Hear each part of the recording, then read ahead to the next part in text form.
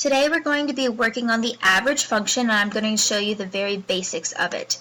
So what I did was I went to rentcafe.com and I just found the average price for a studio, 1-bed, and 2-bed apartment in the cities Austin, Dallas, Houston, and San Antonio, Texas.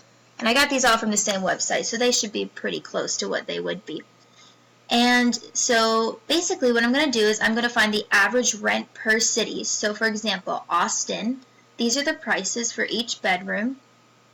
And to find the average, I'm going to hit equals, type average, open parentheses, and what the average function does is it adds all of B2 to D2 together, and then it divides by the amount of cells that you included in that function. So for me, that's going to be 1, 2, 3 functions, so it's going to be 1034 plus 1130 plus 1434 divided by 3.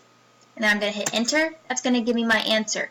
What I could do is I could decrease the decimal points by 2 just to create a whole number, and that might give me a better idea just in general of how much each one is going to cost.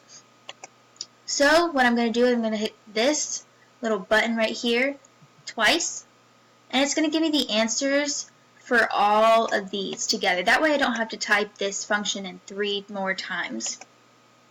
You see it says B5 to D5. That's exactly what I want for San Antonio.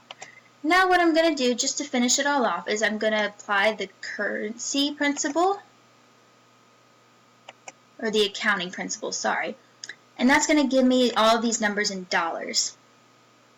And there we have it.